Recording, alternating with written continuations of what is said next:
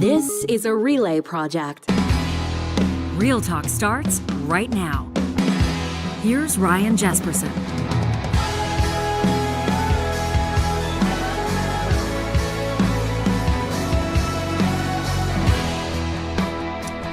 Open the show with a comment straight out of our live chat, powered by Park Power. Hello, everybody, by the way, and welcome to this episode. We got Blah Sheep in here who says, the Menopause Mission.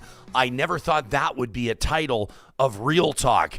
We're glad you're here, Blah Sheep, and everybody else. For some of you, I guarantee you're catching this show, you're discovering Real Talk for the very first time because you're trying to level up your understanding, your knowledge, your awareness of menopause or perimenopause, and maybe you've got absolutely no interest for the news and the politics that we talk all the time. Or maybe you're a political nerd, a geek like us, and you're here every single day, but people in your orbit, friends of yours, maybe yourself, you're experiencing something different, some like changes with your body, and maybe it's all right that we're taking a day out of the news cycle. Maybe it's all right that we're not going to talk politics for an episode and get into something that's impacting, of course, obviously, billions of people around the world. Yeah, we're going to change course a little bit. We're going to get serious. We're going to talk about something that should be talked about.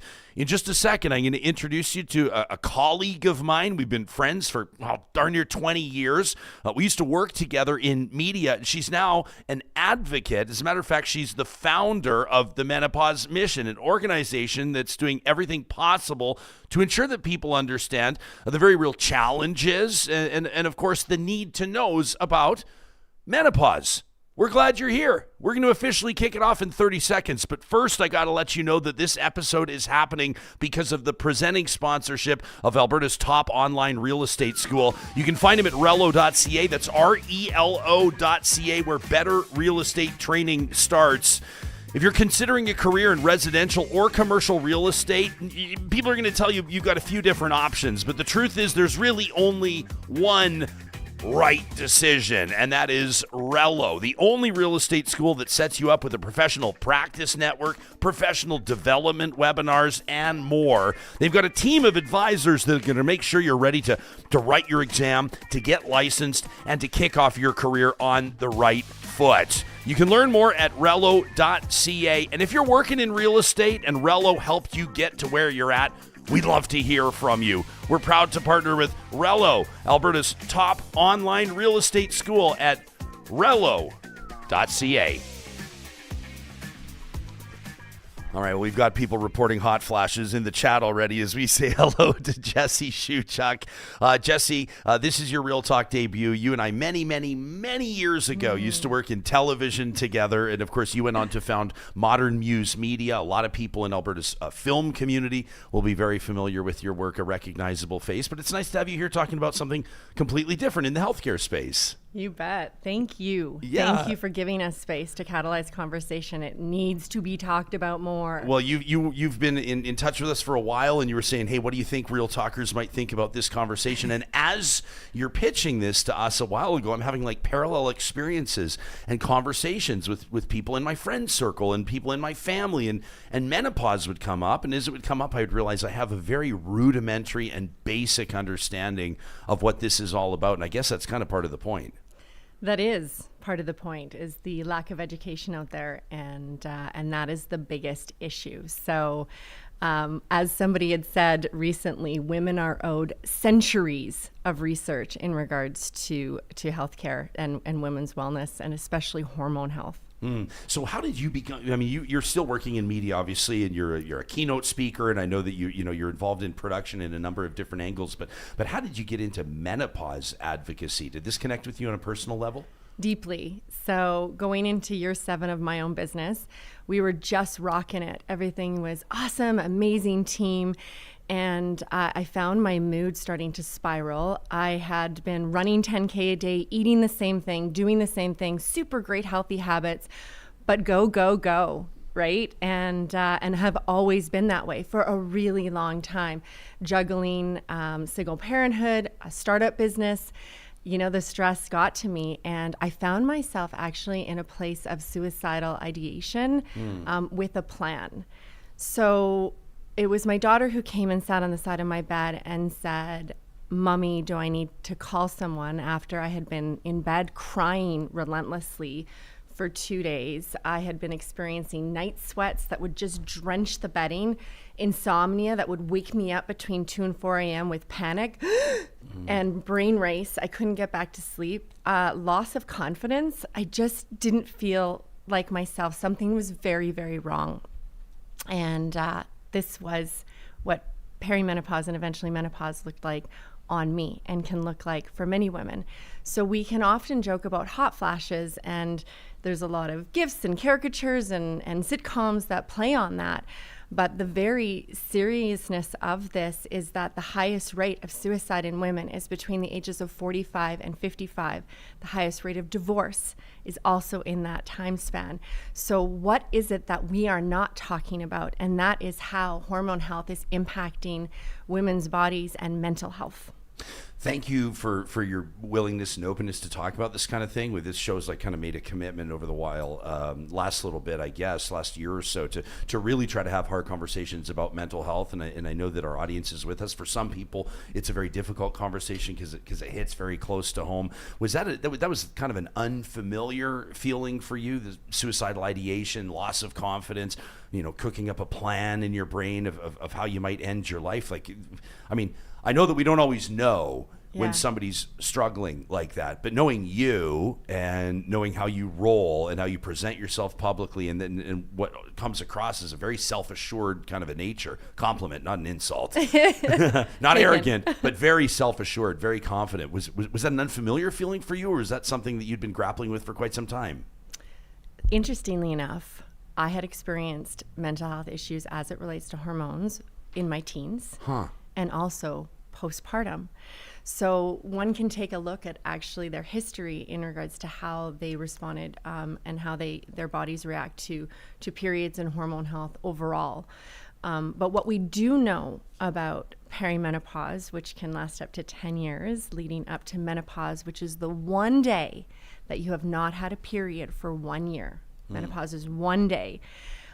We know that symptoms of anything that you may have been dealing with prior to are heightened or exacerbated. So joint pain, frozen shoulder, itchy ears. I mean, it affects your eyes, it affects your smell, your skin, your absolutely everything, and your organs, your heart health. Some of the symptoms that one experiences would be shocking to most. I co-authored a book actually that was released in the fall, and we talk about going into emergency feeling like you're having a heart attack, heart palpitations and chest pains. So really, it's what you are experiencing kind of throughout your life and how your body holds stress, and that then can be magnified through your perimenopause and menopause experience.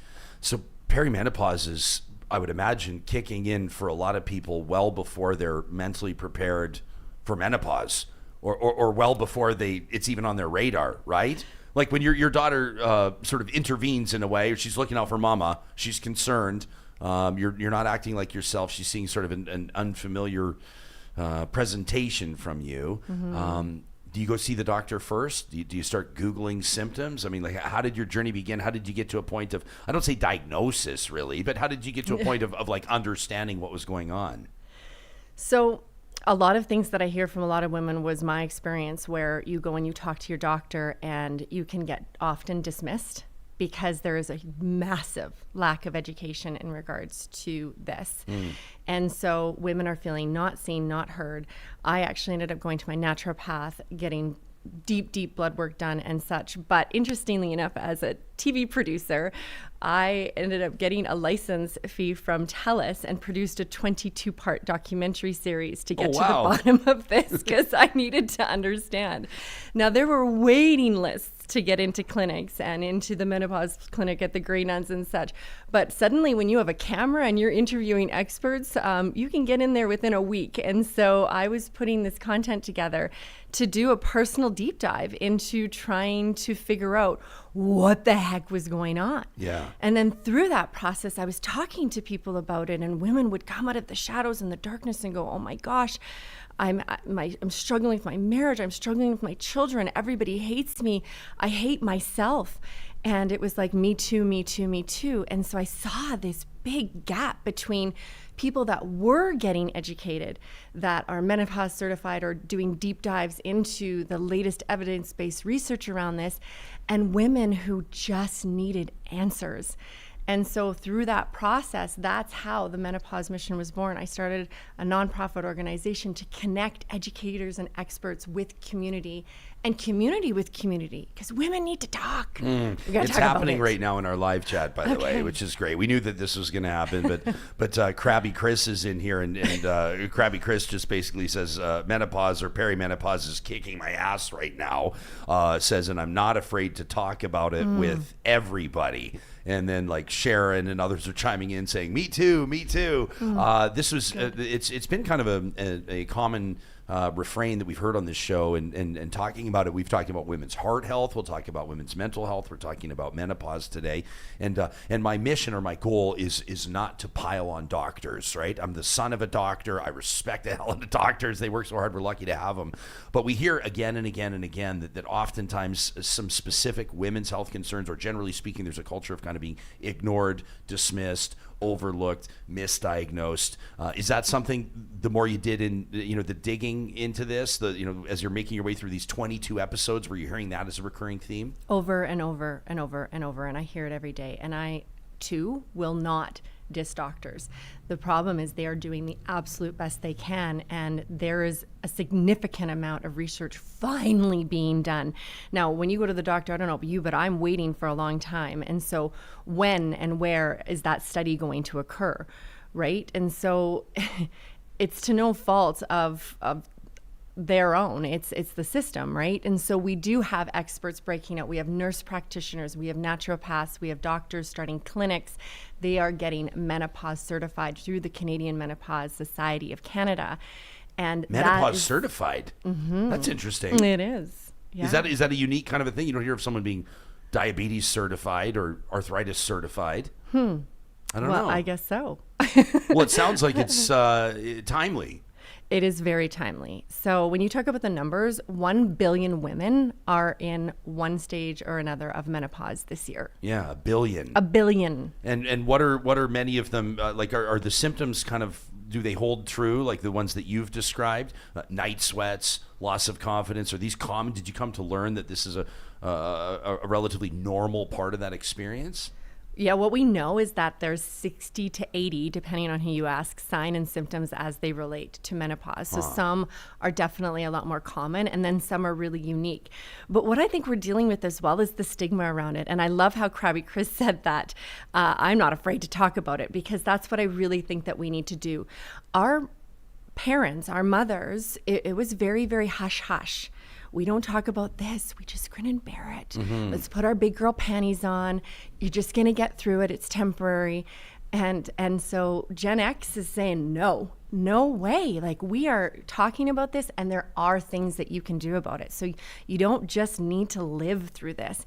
There is much more research being done on HRT. It is very different than the Women's Health Initiative that came out in the 2000s. And then there are so many other different modalities that help. But the number one thing that we know is that women are coming into this phase really stressed and burnt out, and that this isn't your mother's menopause. We're dealing with much more dramatic, exacerbated symptoms and feeling all different kinds of things. What have you learned about that? Let's get into that. Like, this isn't your grandma's or your mother's menopause. How or why has it evolved? What have you learned? So what I have learned is that take a look at when women are having children. Right? And so women were having children earlier, which means that they were going into menopause typically when the children had already left the nest. When they had reared the children, they had set up their partners in their careers, and they were dealing with menopause on their own. So now we're having children later in life. When we're getting into the perimenopause, and a lot of people are in denial about this, because who wants to go into menopause? Well, because it makes, I would imagine it's kind of like, it's like crossing a bridge in a way, isn't it? In life, we cross several bridges. This would be one of them. Right, but it starts as early as 35. So if you're starting to have children in your mid to late 30s, you could potentially be having children and then going right into menopause. Well, we all know what it's like managing young kids, running around after them, them, picking up everything. I mean, you are stressed out, burnt out, and then your hormones are off. So the timing of things is very different. We're also living longer. So we are experiencing menopause for much longer, this post-menopause, right? And so it's this drawn out situation. Cryptomeria is in the live chat, powered by Park Power, says, I wish I would have heard this last year. Lauren is watching right now. He says, my daughter-in-law is going through this currently. I'll suggest she listen to this episode, and I'll pass it on to those that would benefit from it. Please do so, Real Talkers. We appreciate that. Jillian makes a good point, says doctors can only work with the information they have, but not listening to women or not taking concerns seriously is an unconscious bias that needs to be trained out of doctors, which I think is a fair point for sure. Brilliant. Others are reporting like a loss of libido is a symptom. Everyone's kind of sharing their own personal experiences. And I guess for everybody, it's going to look a little bit different. It's all the things, and oftentimes referred to as a woman's issue. Yeah. Oh, I can feel the anger rise. Also rage. Yeah, that's part of it. One of the symptoms. Wow. So it's not something that is a woman's issue. This is a human transition. This impacts everything.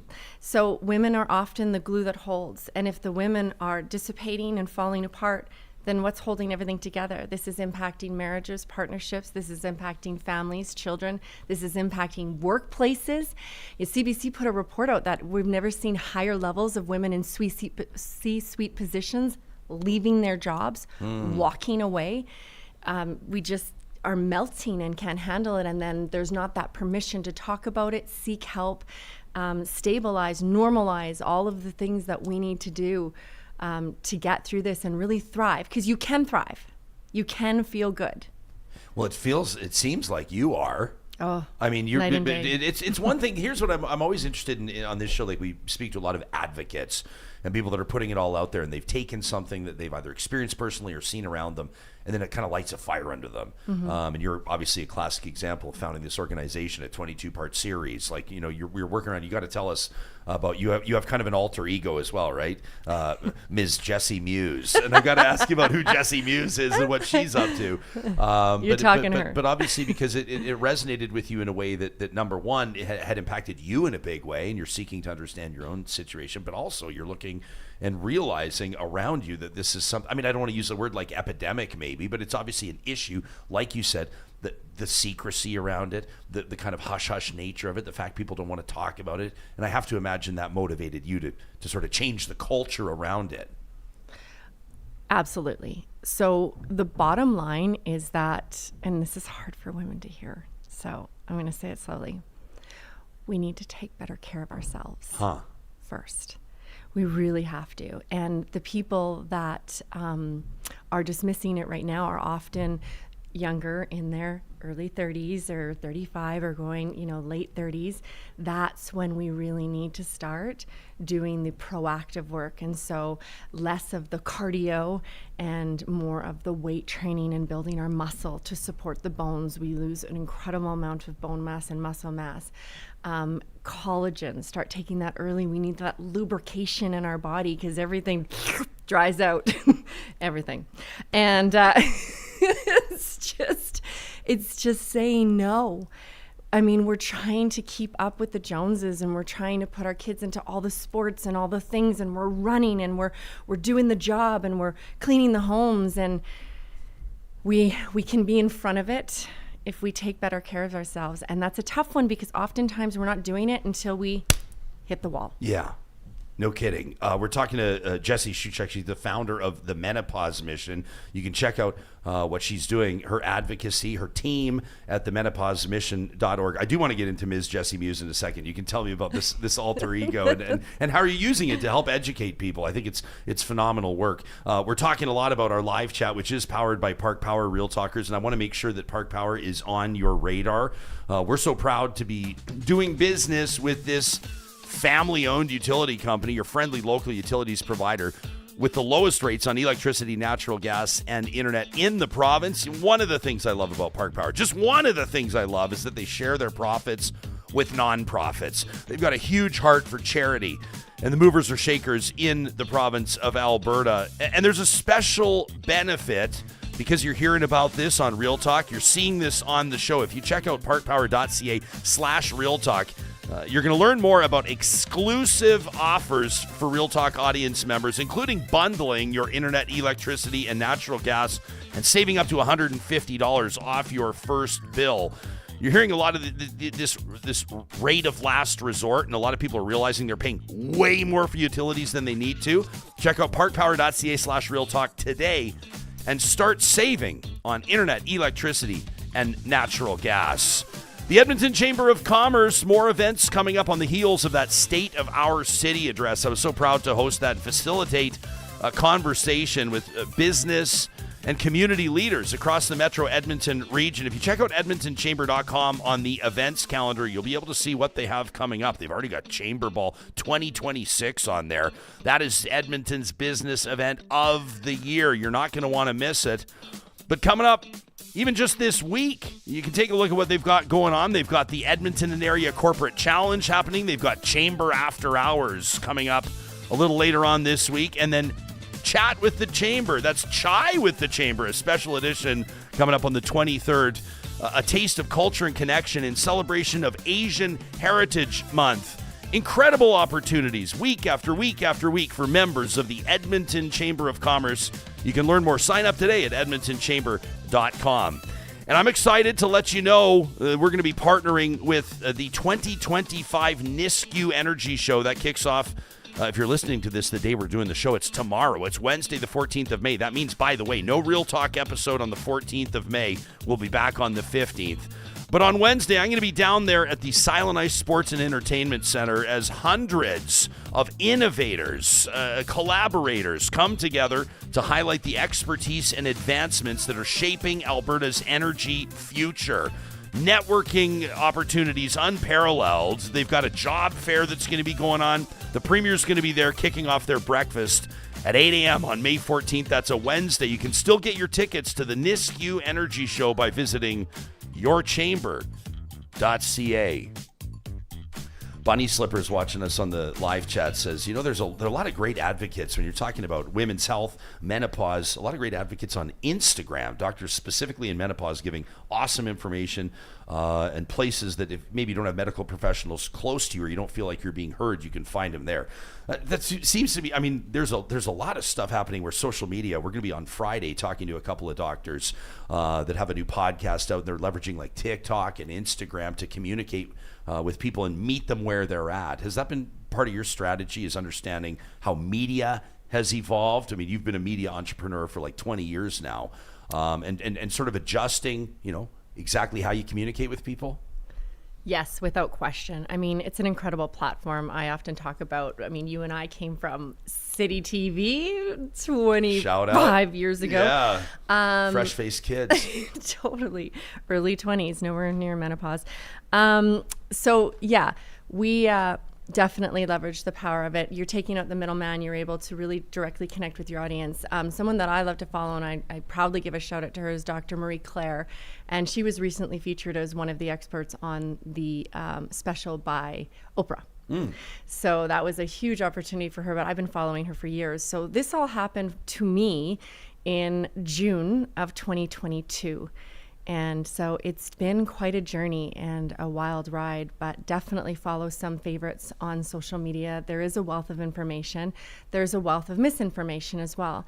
I never professed to be an expert. I don't have enough letters behind my name, but I talk from a place of lived experience and give permission for other women and families and partners to share their story and their stories about how they've been impacted by this experience. Yeah, I want to ask you about that, but let's get to know Ms. Jessie Muse. So who's this? It's like this is kind of your public-facing personality. Who's Ms. Jessie Muse? I love that you brought this up because we're just launching this. So my business is Modern Muse Media. Yeah. Muse has been a big part of my brand for a long time. I just love the word. I love the essence of it to really inspire and impact. So Ms. Jessie Muse coming out as a full-time keynote speaker. So through this process, really discovered a lot about myself. And not only do I speak about content and branding and social media and using the power of video, But of course, now I'm speaking on big stages about menopause and about leading with neurodivergence because I was late diagnosed due to menopause. So that's a symptom for me, like the brain fog, the crazy brains, couldn't think straight. So I went to figure out what was going on and now know that I'm neurodivergent or spicy.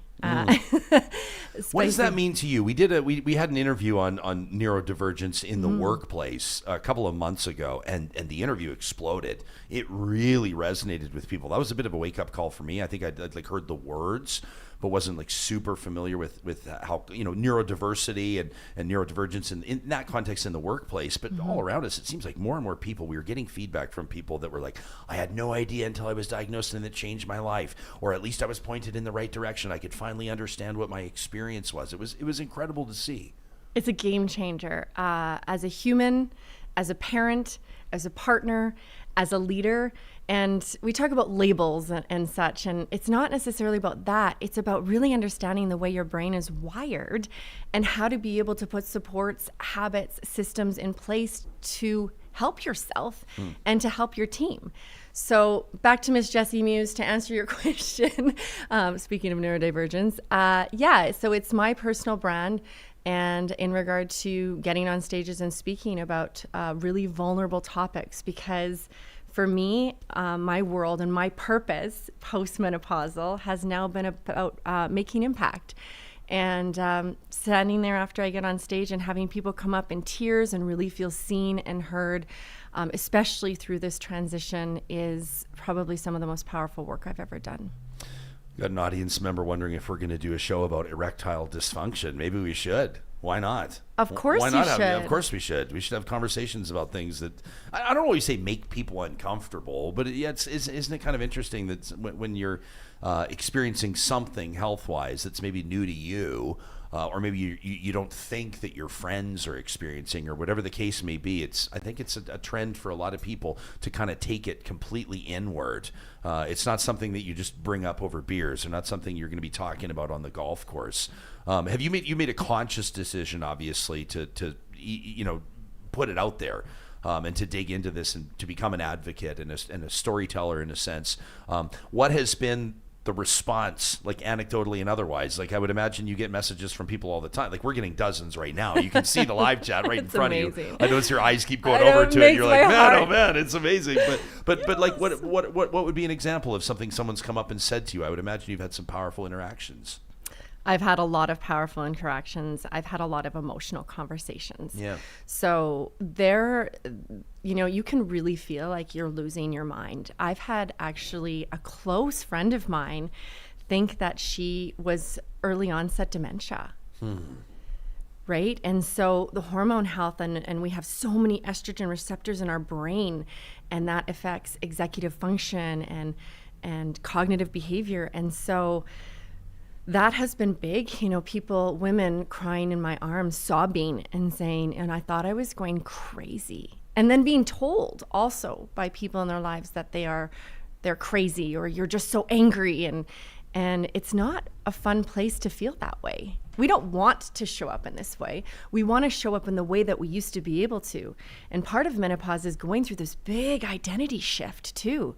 It's this becoming. Do you know that us and whales are the only mammal that they know of so far that experience menopause? What? Really? Us and whales.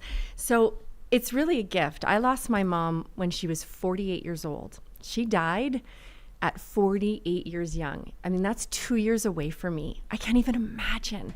And we complain about age and we complain about this transitioning, but this is actually a gift. If you look at how we used to be in tribes and villages, we become the elders, right? So you got to go through the eye of the needle. You got to go, and it's the becoming, right? I love that. Rachel's watching us live on Facebook right now. Says there is no sense in suffering. She's talking about hormone replacement therapy. She says HRT is my friend. She says, I'm thankful that I have a doctor that listens. Thanks to Real Talk for having a moment to acknowledge that those of us with uterus go through so much, and help is out there. She recommends that people follow Dr. Jen Gunter, who's a force of nature. I love Dr. Jen. She says, in addition to The Pause Life by Dr. Mary Claire Haver, who I think you recommended. Rachel says, I'm going to have to take a look at the Menopause Mission and the work that Jesse's doing. Thank you, she says, for all the information you're presenting today. She says, perimenopause is a crazy journey. It's a wild ride. It is a wild ride. You know, you were talking about chatting on the golf course, and why are we not talking about things more as human beings? Why do we go inside oneself when really vulnerability is the best way for human connection? You know, I actually got a tattoo this last year, which is a heart on my sleeve, because the more we can share, the more we can truly connect. It's powerful. To say the least. In our live chat, Alberta Girl says it's extremely common for women to be late diagnosed neurodivergent in perimenopause due to the effect that estrogen has on brain chemistry. So again, we want to acknowledge, and you've already said it, we'll say it again, you're not a physician, you're not a doctor, you're not a mental health professional, right? But you are an advocate, you're a storyteller, you're doing an amazing job. If Real Talkers, by the way, I'll put this out to the audience, if you do have like medical questions about what we're talking about, go ahead and send us an email to talk@ryanjesperson.com, and the co-hosts of the Doc Talk podcast are going to be joining us for a special Real Talk Roundtable that's coming up on Friday. That's going to be the 16th of May. Again, talk@ryanjesperson.com. But what have you learned about hormone replacement therapy? I know that a lot of people are hesitant or they're reading conflicting things about it. What have you learned about what the science says? I have learned that the research study that came out in the early 2000s has been debunked. It was called the Women's Health Initiative, and it's where the big scare came from that connected potentially HRT with breast cancer. I did not think I was a candidate. I mentioned my mom passing. She died from breast cancer. Sorry for your loss. Thank you. And so I went to the Grey Nuns Hospital. I got into the menopause clinic. It was quite a waiting list. And they spent 2.5 hours sitting down with me and educating me on the latest research, the latest studies. And I actually made the decision for myself, for my quality of life, to go on to HRT, hormone replacement therapy. And I called them. When we did the follow-up call, I was sobbing because I said, thank you for giving me my life back, my brain back, my thinking back, my emotional regulation back. So what I do know is I experienced post-menopause, like I experienced menopause at 42. That's really young. That's normal for my family. I found that out. But I also know that a lack of estrogen and really low estrogen levels in the body can actually impact a lot of other things. So we are at risk for diabetes because we become insulin resistant. We are at risk for cardiovascular health because it affects heart health. And we are at risk for earlier onset Alzheimer's or dementia because it affects the brain. And so what I would suggest is that it may not be for you. And there are so many other things. I mean, IV therapy was incredible. The list will go on, and I won't list everything here, but that's what we do is we connect community and people to the experts that are vetted, to the experts that will listen. But I just implore you to maybe be open that things have changed, that new studies have been done, and that that whole idea of HRT directly connected to breast cancer is not accurate. We're talking to Jesse Schewchuk. She's the founder of the Menopause Mission. You can check out the menopausemission.org. We'll link to it in the show notes. Alberta Girl says the problem with menopause is that men use it to stereotype women as angry and bitchy and crazy hormonal witches. That's saying what she really thinks. This is a really strong. But as is the case is the case in many different circumstances, a better or more clear understanding of what somebody's experiencing, right, and like biological factors that are contributing to their experience are huge. I think there's a huge opportunity for grace and understanding. And when it comes to partners, really empowering women to find the answers. So, just like any of us through this human experience, it's easy to judge. It's easy to be set off. Someone's not being kind to us, and it's just kind of engage in that power struggle. But I think if partners understand and are a bit more educated, then there would be a lot more sympathy in regards to this, encouragement, support. And that's the next step for the Menopause Mission. We actually want to create an event and a community for partners, because I really do think that there is a need for that. This place of total defeatism, and I don't know what to do. I don't know what to do. I don't know how to help. Have you, what's your opinion on, based on your experience in the interviews you're doing, the experts you're talking to, in the context of the Canadian healthcare system and its ability, or whether or not it's equipped to help people going through this? Is this a gendered health gap? Yes, without question. Without question. I'll repeat the quote that was made at a big medical conference just a few months ago. Women are owed centuries of research. Because up until, I think it's something like the late 1900s, early 2000s, research for women's health was actually being conducted on men. What? Yes. What do you mean? What I just said. What do you mean? I mean that the studies were done on males, not women. Wow. Right? And so now we are starting to get a lot of more evidence-based research out there, and we're also starting to see this movement happen. And so the great news is for listeners is that I'm not the only advocate out there. There's this massive movement in regards to perimenopause, menopause. Women are saying no more. We need some support in this. And so we are seeing a lot more clinics popping up. We are seeing people getting their certifications. We are seeing a lot more support. And as that rises, then we will see the decrease of the waiting lists for that. Because I think that's part of the frustration, the problem. And one of the reasons why we put this together is we are bringing educators in our big summit days and such, as well as in our coffee and conversation events. We're bringing the educators to people because the waiting lists can be so long. Yeah. So you're sitting here and you're suffering. You feel like you're going crazy and you're melting and you can't parent and you can't partner and you can't do your job, but you just need to wait a month to talk to somebody. I mean, talk about maddening. Right? Yeah, well, we're getting, I mean, it's, in the chat, I mean, first of all, JJ says, acknowledging the same thing you just said, talking about study groups for women's health treatment research, says predominantly it has relied on older, aged research, mainly made up of men as the test groups. That just blows my mind, although maybe I shouldn't be surprised.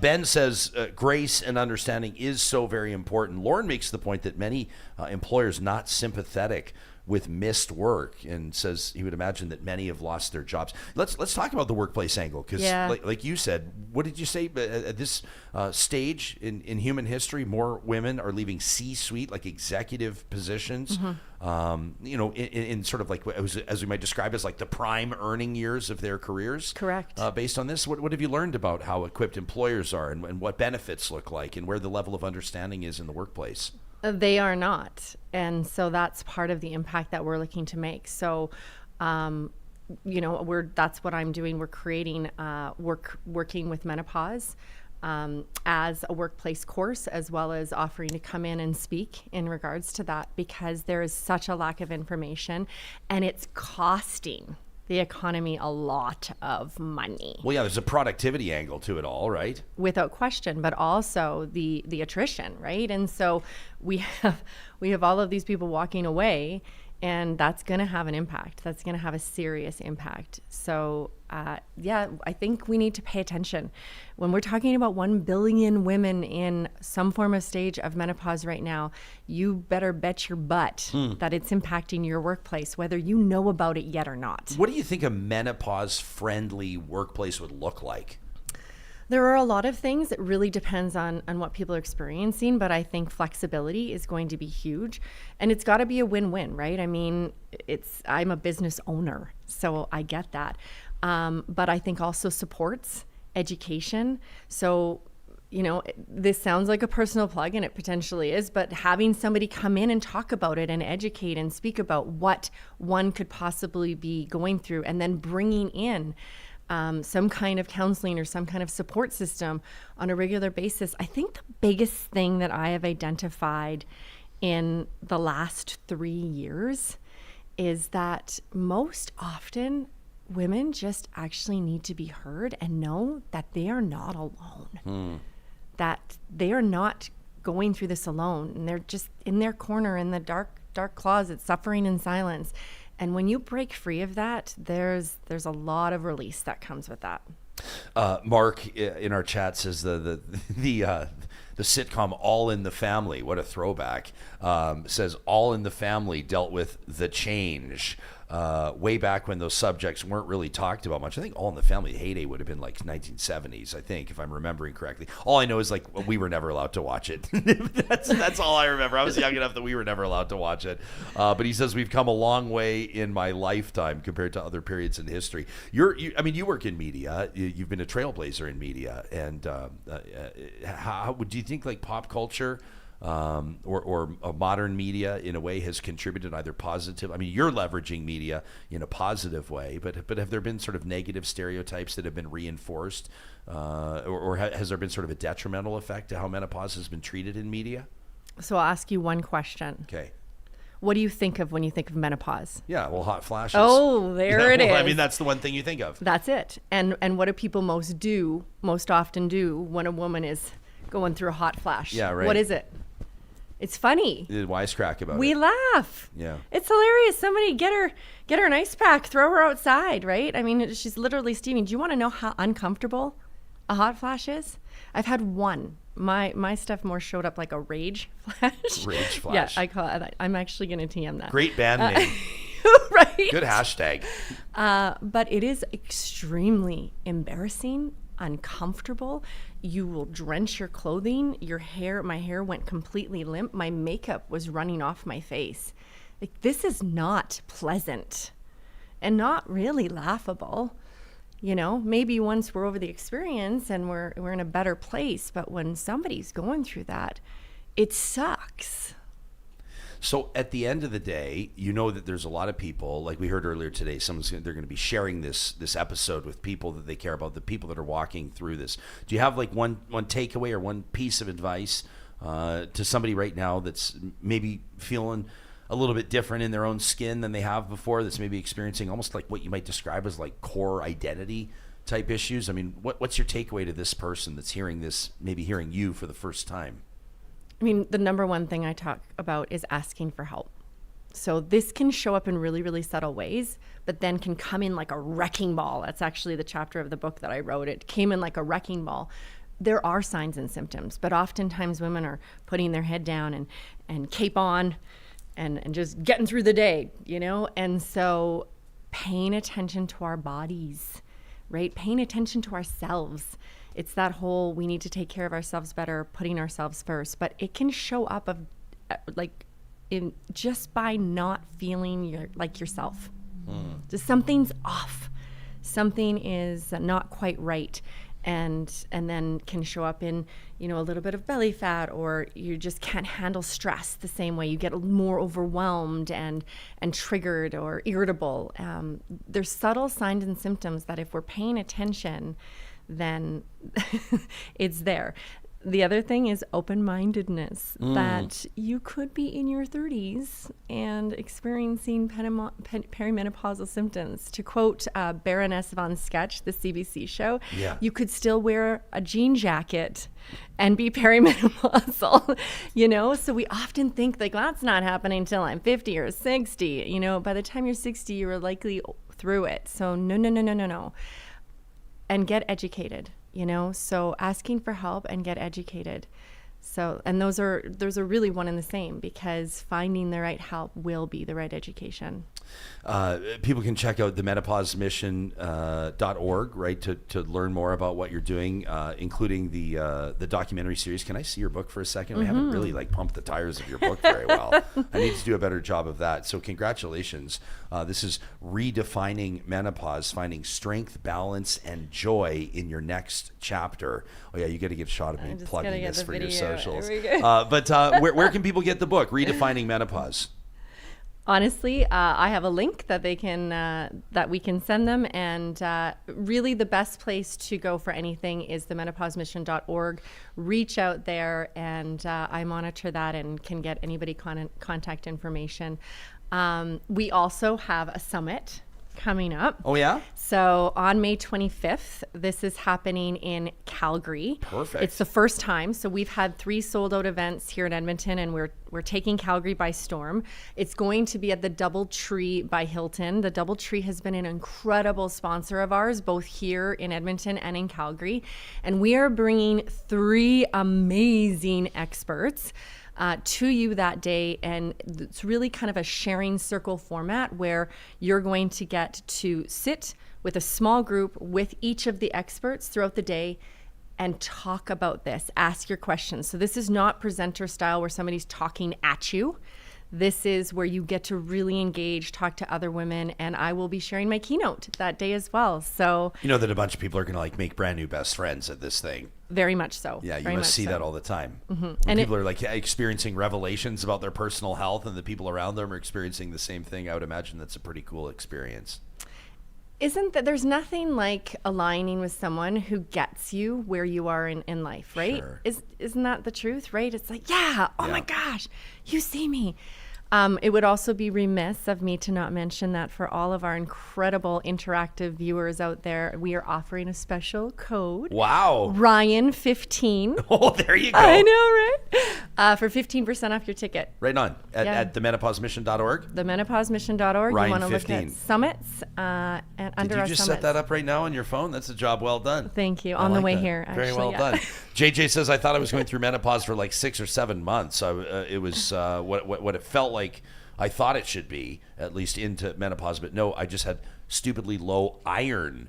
Says I was so disappointed that it wasn't menopause. Interesting. Aaron says, I also dislike the word hot flashes. Says, I understand we need categories, phrases to describe things, but it is literally a biological change. It's not just a moment. You're spurring conversation here. I knew you knew that you would do that, but it's great. I'm feeling emotional about it. It's amazing. Aaron goes on to say, isn't it fun that women get to have the babies, raise the babies, and get to deal with not being able to have babies? That from Aaron. Lauren says, I love the people segments on Real Talk the best. Politics can be overwhelming. See, you gave us a little break. You know, and but again, like if we're not talking about stuff like this that's impacting billions of people, what are we even doing? That's the way I feel about it. I'm proud of you. Thank you. Yeah, look at us go. You too. Look Hey, at well, you, man. Geez, like back in the day, you and I just wandering the halls of the City TV building on Jasper Avenue That's with right. dreams of media domination, and you went on into the film industry. Are you still working in film, by the way? You did a lot of work like Blackstone and everything. People probably did. recognize you from that, right? Well, yeah, and name has changed since then. I went back to my maiden name, but yeah, Blackstone is a show on Netflix and Amazon Prime, and Yeah. we shot that baby here in Edmonton. So cool. So cool. Yeah, it was you, really you awesome. and I were talking. Johnny and I are getting our submissions together for the Ampias this year. 'Cause Yes. they've got some new categories. You know, they're kind of evolving. They call them the Rosies for our audience. These are kind of like, is it fair to call? They're kind of like the Emmys of Alberta Yes. film and television. You bet. That's kind of what they are. They are. In a way. And I remember one edition of the Ampias where I think you and your colleagues, like, you guys needed to get a U-Haul to bring the hardware It was home. a I was lot like, what the harder. hell is going on with these guys? I think you Yeah. won like 10 of them or something. It was crazy. Blackstone actually won a Leo in Vancouver, so the awards in Vancouver against Stargate SG-1. So cool. Yeah, and we won a few Canadian Screen Awards for Blackstone, which is the Emmy of Canada. So Yeah. of all of Canada. So yeah, you know, my 30s were a wild ride. And here you are. But no, it's like, but like you found, I mean, I wouldn't say you hadn't, I should note, I mean, obviously you were on the cover of you know, then known as Avenue, now Edify's Top 40 Under 40. Like you had, you know, I'm just pumping your tires for a second here because I've known you for, it's cool when somebody you've known for a long time is like really doing something significant. And so I think, you know, you had a hot, there's no play on words, but like a real hot start to your career. But now it's like you found this groove here and it's really neat to see. And I'm grateful that you took the time to talk about it. And I'm so impressed that you're putting your personal journey out there because not everybody's willing to do that, but it has a huge impact. Well, I really appreciate you having us on today. It's our Huge pleasure. support. Huge It's our support. pleasure. Yeah, and I guarantee we're going to get emails from people. I guarantee, and I'll pass them along to you. The ones that you I think you should read. Jesse Schewchuk's been hanging out with us again. The Menopause Mission. .org is where you can find her. And if you're looking to book her as a speaker, best place to go, modernmusemedia.ca, or they can reach you all through the one website, I guess. Either or. May 25th is your big deal in Calgary? May 25th is the Menopause Summit. Yes, it's going to be an incredible day. People leave in total tears of empowerment. I think it's a full day, and it's hard to break from the kids' sports and from doing all the things. How could you possibly take a full day, women, to ourselves? But partners, buy them the ticket. It's a late Mother's Day present, and this is where you want to be. We'll leave with this. Atomic Diamond in the chat says, I love this. Says, I never shy away from talking about and encouraging my female colleagues to talk about periods and menopause, even if men are present. Says, I often encourage men who cringe not to, and to actually listen. That from Atomic Diamond. There you go. We're doing it. We're walking the walk. Yeah. Jesse Schewchuk, congratulations. It's nice to see you. Thank you so much. Thanks for doing this. This conversation on Real Talk is made possible by partners of ours, sponsors who understand the value of real conversations, and that includes the team at California Closets. You can check them out online at californiaclosets.ca. Custom closets and storage solutions for the entire home. While you're browsing the website, requesting your free consultation, keep in mind, this is a Canadian-owned and operated company, proudly Canadian-owned, family-owned. Every installation that they're putting in, every installation that their team has designed, they're getting ready to install, designed, and manufactured right here in the province of Alberta. You can check out the quality of those installations for our YouTube audience. Johnny's showing you right now this stairwell that they do. These are the sort of like those dream walk-in closets, entertainment centers, Murphy beds for home offices, you name it. They do it better than anybody else, and it's all guaranteed for life. You can find them online at californiaclosets.ca. Our friends at Solar by Kuby are hiring right now, and they're looking for team members that want to be a part of Canada's green energy revolution. No solar installer in the country is growing faster than Solar by Kuby. You can request a free consultation right now. Get a solar quote. Find out what it looks like to get solar panels on your roof by checking out their website, kuby.ca. While you're there, click on Solar by Kuby, and the careers link will show you exactly what they have available right this minute. Kelowna, Kamloops, Lethbridge, Edmonton, Calgary. You can find it all at kuby.ca. Shout out to our friends at Friesen Brothers. You know you can always find them at friesen.com. That's where you can check out their Family Essentials flyer. They know that every family's busy, and that's why they've got the Family Essentials flyer to help you save on the everyday products you use the most. It includes recipes, too, which we absolutely love. Hey, Johnny, do we happen to have that Instagram story post that I was tagged in just this morning? I love this one from Friesen Brothers. We want to give a shout out to the Real Talkers that are visiting them at one of their 16 locations. How about this one? I absolutely love this. It is fresh hot coffee and a cinnamon bun. It says Real Talk influenced me. Kapazoink, thanks for tagging us in that. Nothing better than a Friesen Brothers cinnamon bun and a coffee to start your morning off. Friesen Brothers is proudly Alberta grown and Alberta owned. When we're talking about family, why don't we talk about your family's financial security? You know, North Road Investment Council are experts in answering those questions that may be keeping you up at night. Do I have enough to retire? Is my nest egg able to withstand global market fluctuations and the like? You know, these are questions that can be difficult for a lot of people. Sometimes we don't even know which questions to ask. Well, that's when North Road Investment Council enters the mix. Marshall, Carey, and their team, their credentialed team, offering personalized advice on an hourly fee. They're not taking commissions based on investment products they're selling you from the bank. It's a flexible, low-risk way to get expert guidance without the pressure. You can get in touch with North Road Investment Council today. See the difference that True Independent makes by visiting their website. That's northroadic.com. And for those of you movie lovers, I want to make sure you know that Northwest Film Fest is running all the way through this week. You can check them out online at northwestfest.ca. That's where you'll see the full lineup.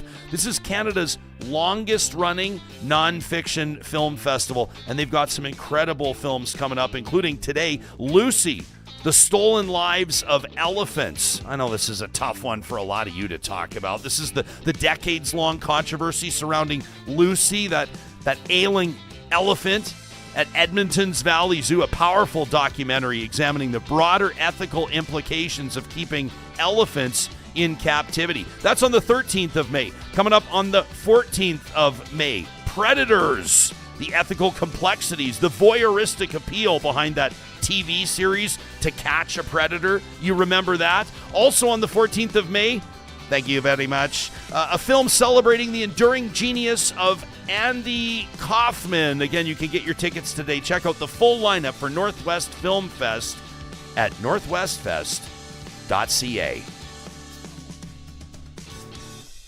Love this from Ben in the chat. Says, thanks to Real Talk and thanks to Jesse. Says, what an informative and educational feature for what's coming up in our future. Says, I'm going to be sure to get my wife to check this out. Cryptomeria sharing that they're watching from BC today. Says, I don't have a family doctor. It's a 2-year wait list. And feel your pain. I know for a lot of people, getting a family doctor has been just like a very, very difficult mission. John Hicks, the producer of this show, has been flying the plane the entire time. A bit of a different approach to the show today, talking about menopause as opposed to politics. Did you learn something from Jesse? I know I learned about a million different things. Yeah, it's important stuff. Yeah, no kidding. I'm like, she said to me before we got the segment started, we're just catching up in the green room behind the scenes, and she says, so how much do you actually know about menopause? I said, well, I will be treating this episode as a learning opportunity because, quite frankly, I didn't know a whole lot. You understand that, this is something that people go through, something that women go through later in life, and it typically wraps, in my like men's basic understanding, it kind of like wraps up biologically your ability to have kids, and there's hot flashes involved. That's pretty much all that I understood about menopause, and I'm sure grateful for the opportunity to learn more about it. We are a politics show, we are a news show, and obviously as we're recording this episode, there's a reason why we're not doing a show on Mark Carney's cabinet right now, is because it's being named as we're talking to you. And of course, this is something that we're going to analyze in greater depth a little bit later on this week. Want to let you know that political scientist and commentator Dr. Bob Murray, last time he was on the show, Real Talkers really, really enjoyed his perspectives and his insights, is going to be talking to us on the 15th of May. That's the Thursday this week, about Mark Carney's cabinet, what it says about Western Canada. We have been able to pick up on a few interesting storylines, including Alberta's Eleanor Olszewski. You remember she's the one that won for the Liberals in Edmonton Centre. This is the only Liberal seat in the Metro Edmonton region and one of only 2 in the province of Alberta. She's been named the new Minister of Emergency Management and Community Resilience. You have to imagine that maybe is a bit of a nod to Alberta's experience in managing and dealing with the aftermath of wildfires, including that big one in Jasper last summer. But Mark Carney renaming a lot of the portfolios, which has been interesting, and his first cabinet since being elected, 24 new names. Including Jill McKnight, Tim Hodgson, as mentioned, Eleanor Olszewski, Mandy Golmasti, Gregor Robertson, former mayor of Vancouver, of course, Evan Solomon, former and longtime broadcaster and political columnist Natalie Provost as well. 13 of those new names in cabinet are newly elected MPs. So for the most part, new to politics. 10 secretaries of state, 9 of those are new faces. 24 ministers, 11 women, 13 men, including the prime minister himself. So 24 ministers. Trudeau's cabinet had 39 when it was sworn in, to give you an idea of how that cabinet stacks up. So more analysis coming on this over the next number of shows. And again, just a quick mention, Real Talk will be taking the 14th of May away, as I'll be hosting the Nisku Energy Show. We'll also acknowledge what's been happening around us, and that is the Edmonton Oilers taking a stranglehold 3-1 lead great game against the Las Vegas Golden Knights. Of course, you've been holding court at the Moss Pit as one of the Oilers' official DJs, of course, in front of thousands of people taking that all in. That first period, and we're talking about the game on the 12th of May on that Monday night. I haven't seen a first period like that in a long time. Yeah, this was a team game. that was, I think, pissed off that they threw away the game before with 0.4 seconds left. You and I were chuckling about that. Vegas, how about, is it a bar or restaurant that spent $5,000 on It's a chain restaurant. one day's worth of advertising in Edmonton to rub in the Golden Knights Game 3 victory? It was bad karma. Bad karma. What was it like for you in the moss pit last night? I was in the bar and it was bonkers. It wasn't that busy out there. It was Is that right? actually The about rain? half the people. The rain, the cold, and stuff like that. So, yeah. Interesting. Inside the arena was absolutely nuts. Seemed like the team kind of like settled in the second and third period and just kind of locked down the win for Stuart Skinner.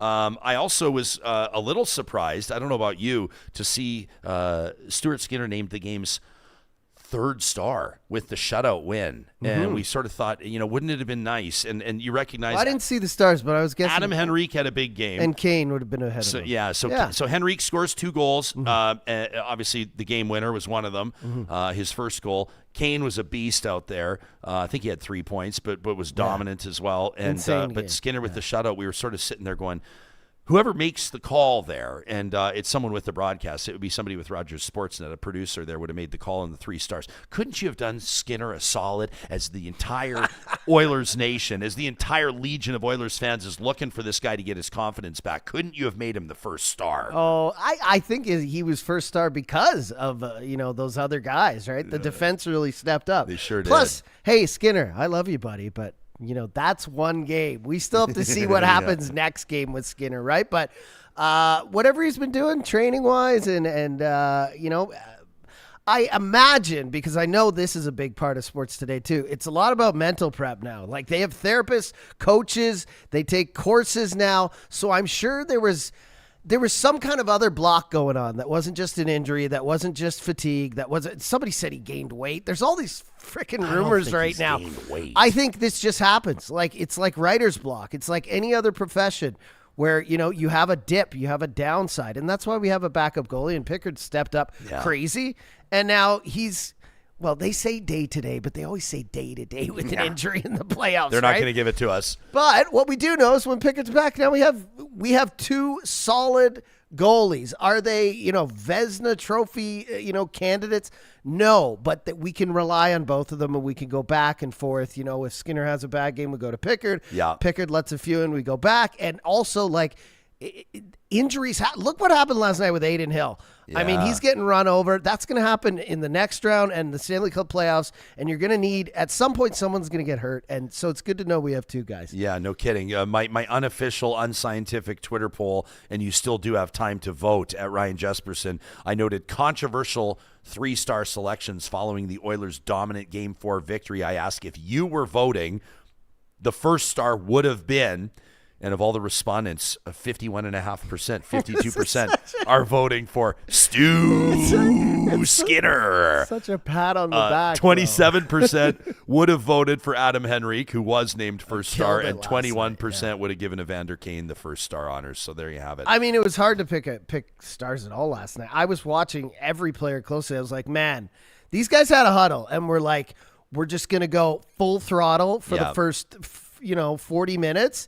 And then even in the third, they weren't gearing down and I'm sure they're tired today, but now you have a healthy lead, right? 3-1. You can, not that you want to lay off the gas next game, but you can afford, there's no way Vegas is going to win 3 in a row. So if you lose one, who cares? Yeah. And I think that's what they were telling each other is like, hey, let's go out there. If we get fucking hurt, who cares? We're up 3-1. We can take a few days to recover if we lose one or whatever. Well, I think a big thing, too, is you want to get out of this series. We're getting way ahead of ourselves here, but you want to get out of this series early and let Winnipeg and Dallas beat each other up. Dude, if they go to 7, we get 5-6 days Wouldn't off. that be great? That's insane. Right? I did hear a rumor. The Real Talk rumor mill is reporting that Matthias Ekholm did skate yesterday. And I saw him welcoming Skinner off the ice. He was in a suit and he was walking around, which is, we've just seen him sitting up there. We're like, is he in a wheelchair? We can't see his legs right up in the box. So that's good news. Yeah. Hey, aside from sports though, I wanted to mention, because you were just talking about the Liberals, they gained a seat this week. We didn't mention in Newfoundland. Go recounts. Ahead. Yeah. And 3 recounts going on in other ridings. These guys are inching closer to a majority. Exactly. It's under the radar, right? Because you've got what happened in Newfoundland, and of course that recount continues, and people are sort of keeping an eye on exactly the implications here, because you'll have the House Speaker and these efforts to, like, we got into it, and we've talked about it with Ken Bosenkohl and Shannon Phillips, I can think off the top of my head, and others. But you get to a position where if you need like 2 seats to push you into majority territory, number one, Now you're close. Now you're getting close. So it's a Montreal area riding that is definitely done, and they picked up a seat. And then, there's one Rural in Newfoundland riding. The Liberals had a 12-vote lead. The recount underway there as well, which is one that we'll follow and keep an eye on. And then there was another one they recounted, but the Bloc ended up winning. That was also close. So they've got 3 recounts going right now. One isn't going to be done till like next week. Are they like literally one for you? One for you. Well, like is it a hand count when you recount, or is it like a money count? It always is. Okay, yeah. Because I think, and then this is another That's story. crazy. We won't count get too like deep into the 30,000. weeds now, but there's Alberta's Bill 54, which a lot of people have been talking about for some of the implications on it, which were like a little bit more dramatic, a little bit more sort of headline grabbing, and one of those would have been lowering the requirements to trigger the referendum, which we spent a lot of time talking about on the show for obvious reasons relating to the Alberta sovereignty movement and yada yada yada. More on that to come. But that's another part of it too, is like election counting and the ballots that'll be used, and how elections Alberta will operate and conduct its elections. And critics are saying that this is a bit of a tip of the cap on this government to those sort of like election truthers and the conspiracy theorists. But it's something that I think is worth paying attention to and better understanding. When you start sowing the seeds of doubt when it comes to the integrity or the validity of elections, then we've seen what can happen, right? But like, this is the integrity of the elections is obviously what you just said, because I didn't know they do it slowly by hand, like slowly going over the ballots and recounting all the ridings that are super close. That is the integrity of the election. We don't want to just swiftly go. We already know the Liberals won, but I agree with you. You guarantee if a couple more seats come their way, that tornado of, I found a box of conservative votes in a garbage bin outside Elections Canada. Yeah, all those stories are going to start coming out, right? Right, of course. We've got a note here from a real talker, a family physician, a medical practitioner in the city. I'm not sure they want to be named, but I will just note it relating to the conversation that we just had with Jesse Schewchuk. He says, I'd like to caution my fellow real talkers regarding naturopaths and naturopathy. He says, yes, any one of them would love to see you and order a plethora of blood work and even sell you different treatments, or in best case, send you back to your family doctor with results for your doctor to make sense of. We always want to hear these different perspectives, obviously, and we do remind you, and Jessie was very clear about it as well, she's not a medical doctor, she's not a mental health professional, but she's a very talented storyteller and obviously an advocate for people that are experiencing menopause and people that need to learn more about it. But if you do have questions about your own experience, whether that's your physical health, your mental health, or otherwise, if you have questions about things like hormone therapy, if you have questions about things like neurodivergence or potentially medications to help you with things, maybe you suspect that you're undiagnosed living with depression or other health ailments, obviously talk to your doctor, and that's the recommendation of this show. And I think anybody with any sort of credibility, we want to make sure that we're not leading people in different directions, taking medical advice from people that are not medical doctors. But certainly the purpose of this episode and the purpose of this show is to put something in front of Canada's most engaged talk audience and hope that we're doing our part in furthering our understanding and our awareness around these types of things. I knew that I was going to learn a million things today, guaranteed we did. And of course, this conversation, just the beginning. By the way, we're going to be talking about like measles outbreaks and things like that as well, coming up on Friday when the doctors are in the house. All right, great. This is another thing. Yeah, I saw her at the game last story night. That's been in the news. You saw Dr. Metheny? Yeah, I saw she right came on. up. I believe it was her daughter she was with, and I was like, "Oh, Doc Talk," and her friend she was with was like, "Does he know? Are you famous?" And she's like, "Actually, he produces Real Talk with Ryan." And she said, "I'll see you Friday," and it was great. I brought her daughter up in the DJ booth, got some pictures in there. Oh man, and that's cool. Yeah, it was amazing. Good stuff. Hey, before we sign off, I did just want to encourage you. You know, we tell you like straight up when we're working or partnering with nonprofits and organizations that we really feel strongly about, and that we're really, incredible work that's being done, and we want to make sure it's on your radar. And UCAN Youth Services is one of those. I just want to make sure that they're on your radar for those of you that number one, maybe doing estate planning. Those of you that potentially maybe you're getting a tax return, and the way that your family rolls, or maybe the way that your corporation rolls, is that you set aside a portion of that for nonprofits, for charitable investments. Please do consider UCAN Youth Services. You can check out their website at ucan.ca. Learn more about their values, their partners, their team. You can check out their annual report, even career opportunities to work with this nonprofit that's helping young people out of harm's way and onto a path of economic independence. They've done an unbelievable job of connecting young adults aged 18 to 24 with employment opportunities. These, after really neat educational programs, they run these weeks-long programs. Some of them are even paid opportunities. You can learn more about it on their website, including the Verto project. Verto is Latin for turnaround or for change. It's a 20-week pre-employment program that helps youth, again, 18 to 24-year-olds, transition out of harm's way and back into school or into the workforce. We all know that one young person, right? Maybe you can think of it. Maybe it's a friend of your son or daughter. Maybe it's your son or daughter. So much potential, but whatever reason, maybe it's a peer group that's been standing in the way. Maybe there are factors out of their control that have acted as barriers. UCAN Youth Services is all about creating opportunities, opening doors to help young people transition back into school or employment. Again, you can make contact with them today. Consider a donation online at ucan.ca. Are you joking about measles making a comeback? Measles is making a comeback. So hot right now, right? So hot right now. It's like 1991 all over again. I love it. Yeah, unbelievable. We're gonna bring back Hulk Hogan. We're gonna make the Big Mac the same size it used to be. Super NES. We're gonna do that. What's that song? Did the Big Mac used to be bigger? Are you kidding me right now? No, I'm serious. I think all food used to be bigger. No, right? or your hands were smaller. No, come on. They've shrunk did them? Reese peanut butter cups used to be bigger? It's all smaller. It's all been... We're getting ripped off. We're not. We're getting screwed. The cost of everything goes up, so they just slowly shrink everything. Yeah, right? I get it. I understand. Remember when, and I don't want to bring up like McDonald's, I actually saw... I forget which news station. I want to say CBC, but somewhere else, showing that some American stores like Starbucks and McDonald's are seeing a bit of decline right now in Canada, just because people aren't supporting them as much. Yeah, because they know they're American companies.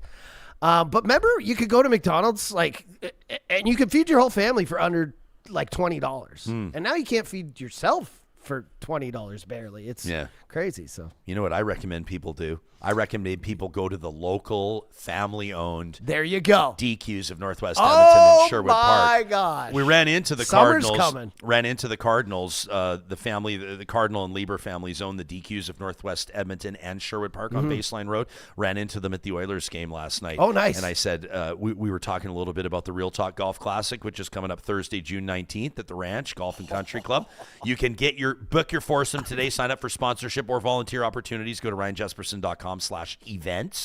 And they said, "Are you going to be putting us on the 10th tee box again?" I said, "What do you think? Like right outside the turn there. You go pick up your taco in a bag or whatever you're going to do, and then make sure you stop by the 10th tee box where we'll have the DQs there, and they're cooking up all kinds of ideas. They have given us the gift of the wildly popular dilly bar shooters for the past number of years. Dangerous. Well, we're starting to flirt with maybe some new experiments that could involve, creme de cacao or maybe frangelico, maybe something interesting into a blizzard, maybe something integrated into a frozen version of the dilly bar. Sky's the limit, my friends. Every time we have an event, the first thing the people I bring out to the event, DJ Alizé, whoever my little cohorts are, the first thing they say is, "Where are the DQ guys?" Yeah. Everybody wants to know. they've always got the good stuff. Well, right? we've got the one burgers, of our the shooters. of our organizers of our organizing committee. One of our new team members. She's new this year. Her name's Emily, and she's like we're lucky to have her because she's a real details person, and she's doing a great job focusing on the details. And we had a meeting the other day, and she said, I just need to clarify something. She says, I've seen noted here dilly bar shooters. She says, so what are these exactly? And she kind of I said, are you asking for the tournament or are you asking for your own benefit? She said, well, you've caught my attention. And I said, they are exactly what they sound like. They are shooters that taste like dilly bars. But they also sound like potato guns that shoot dilly bars into people. So I can understand why she asked the question. That's actually a brilliant idea. Are dilly bar shooters are we shooting dilly bars to people on holes? I think everybody's starting to reconsider the firing of food at people just because saw the last Oilers game. Dude, people in Vegas were tweeting last night about how good it is. Buddy just got blasted with a donair. They're shooting real donairs, and one of them just exploded on a guy. Dude, there was a Vegas writer in town. I don't know. I always see him on Twitter. I don't follow him, but he was like, man, I'm not supposed to say this, but they do an incredible in-game promotion here where they shoot. But guess what he said? He said they shoot donair burritos into the crowd. And he's like, it is the best thing I've ever seen. And I was like, okay, this is amazing. You've got a guy in Vegas, writes for the team, lives in the entertainment capital, argumentatively, of the world. Of North America, for sure, maybe the world. And he's saying our in-game promotion is one of the best things he's ever seen in hockey or in sport. But then he says donair burritos. He got torn apart in the comments. Like, I even commented. I was like, are you okay? Like, is that like a burger sandwich? Like, you know what I mean? Donair it's like burrito. It's like a double negative. What's a donair burrito? Yeah. It's either a burrito or a donair. It's not, you know what I mean? But he got torn apart. People are going to be thinking about this all day now because of you. People love the, what is it called? Donair Force One? I think they call Force it. One. Chelsea Bird, our dear friend, does an amazing job as in-game host. She throws on her aviators. They play the Danger Zone. And they play the Top Gun, Kenny Loggins' Danger Zone song, and they start blasting donairs out. It's amazing. I just think it's hilarious. Like, it's not funny, I guess, I guess you could be a good sport, but like if you're the guy that took the donair in the chest and you're just covered in. But what I thought was a bit of a missed opportunity, I don't believe, and I'll eat my words if I'm wrong, but I thought it was a missed opportunity for the Oilers to not immediately hook that fan up with head-to-toe merch, right? Like, you are responsible for covering this guy in sweet sauce. It's also like his 15 minutes of fame, though. It was absolutely 100%. Incredible. If you're the guy that got nailed with the donair at the Oilers playoff game, that's internet celebrity. Well, you're lucky you got a soft one. I'll give you some inside info here, and I hope I don't get in trouble, but we had to stop doing it in the mosh pit because outside we had to put them in like these cardboard tubes. Okay. And like you're firing up into the crowd is fine, but when you're firing at a downward range, yes, like people weren't getting hurt, but we could see like these cardboard sharp edges. We just saw a tragedy coming, so we only did it like 2 games, right? Ben is pointing out, he says, I've not noticed this. He says that Coke, he says, look at Coke bottles. They're now 500 mils. He said it's down from 591 mils for the same price or more expensive. Yeah, I saw a comment here that says Big Mac is now a medium Mac. I've heard that people also suggesting that the cereal boxes are less full than they used to. And chip bags, everything's kind of just smaller. Why are we getting screwed? Like I just said, cost of ingredients went up, and then like a lot of people, they don't want to replace the packaging, right? So they just kind of make less in the like it's when you open a bag of chips and you're like, why is there a quarter of a bag of chips in here, right? True. It's just Lauren says they float pizzas down with parachutes at Rogers Place. Lauren, I hate to be the one to tell you, but those boxes are full of pizza vouchers, not actual pizzas. I always thought it would be cool if they could actually drop pizzas from the roof, but instead they are pizza vouchers. Yes, and Aaron asking a very fair question. Aaron says the question is becoming or has become, are we using our vacation money to watch the Oilers win the cup, knock on wood? She says this is an actual conversation in our house. You look around at games, it's like people are spending like $1,500 to be at games, $2,000 to be at games right now. Whatever. We're not going to the States for a while. So just spend it on hockey, baby. That's Canada. Spend it on hockey. I love it. You can let us know what you think about what we've been talking about today to talk at ryanjesperson.com. There's a lot of Stanley Cup related predictions that are unfolding in the chat right now. I know when to walk away. I'm not going to say anything to screw us over. Ryan. We're going to take this one game at a time and one game at a time only. But you can always send us your predictions, and if you're right on the money, if you're paying on, you never know what you might get. At least a few points on the Real Talk scoreboard. As we wrap, again, just a reminder, the Real Talk Golf Classic is coming up on the 19th of June. I think we got 10 foursomes left. We got 40 spots left. Go to the events link at ryanjesperson.com to learn more about it. Proudly presented by our friends at National Bank Financial in support of the Real Talk Julie Rohr Scholarship. It's going to be an incredible day. And I'm looking forward to tomorrow. That's the 14th of May. Those of you that we'll run into at the Nisku Energy Show. Real Talk's back on the 15th. We'll talk to you then.